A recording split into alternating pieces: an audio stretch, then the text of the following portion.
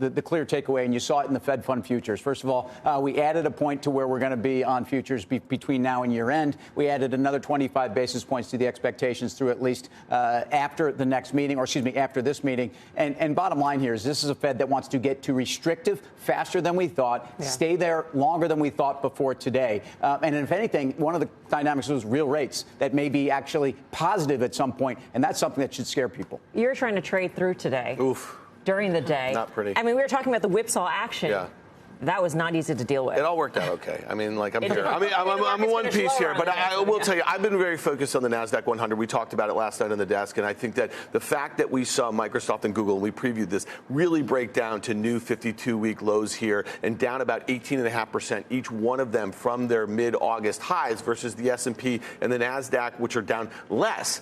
That, to me, is very troubling. Now, I was trying to trade some other things, some stuff, the GOVT, as it relates to rates, as the dollar. I think this dollar is about to pull back a little bit, too, and I think that is a function of growth, the function that we are likely to be in a recession in the not-so-distant future. But when you think about the Nasdaq really quickly here, I just think of Amazon and Apple. Okay, these are $4 trillion in market cap that are still 20% above their 52-week lows. And I said last night, we are going back to those 52-week lows, and when all of these major mega cap names join the party, that's probably how we get there. I think the question here in this kind of environment is, are these market giants, right, the leadership, quote unquote leadership, meaning the biggest weights in the market, not necessarily the biggest percent gainers at this point, but the biggest weights in the market.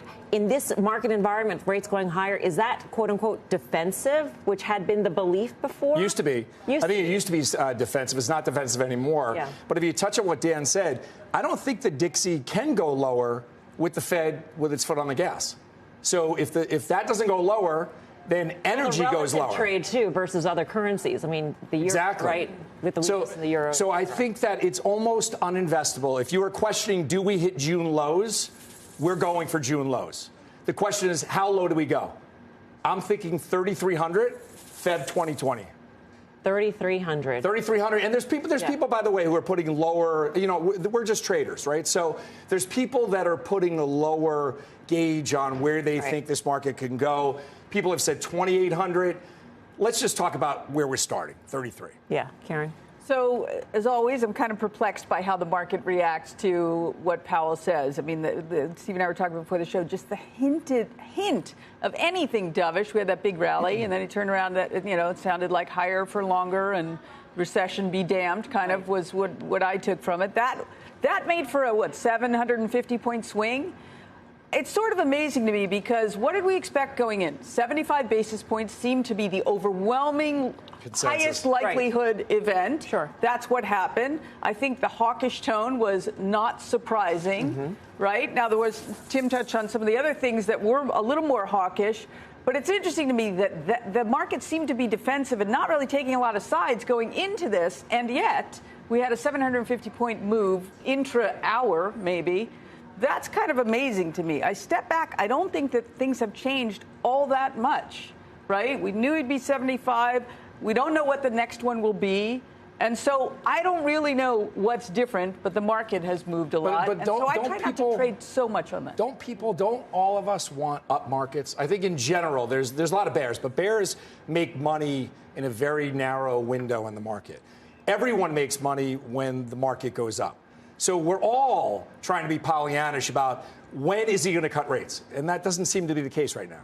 Well, right, but that wasn't, I'm sorry. No, but I mean, that's the reason why people keep holding on to any little iota of dovishness, because we want to see Apple go to 200. I think there's a lot of people out there, Steve. When I look at positioning, yes, people ultimately want markets to go higher unless you're a short seller, and this is a great environment. Look, the volatility, I've mentioned this. We've had 9 plus or minus of 8% moves in the S&P since the beginning of the year, and they've, on some level, they've been at very key and very clear levels. So I just think that the positioning and the defensiveness in the market is a function of a lot of people, and we talk about this all the time, not seeing a major pullback in demand. We can talk all we want about the Fed is doing, but one of the key dialogues and one of the questions that was addressed to the Fed 3 different ways today is, are you going to wait and see the impact of your Fed hikes? And I said this last night, talking about 300 basis points of hiking in 7 months. We've never done that before, at least until you go back to the mid-1980s. When rates were at 12%, not 0. So the percentage change off of this is something we've never seen.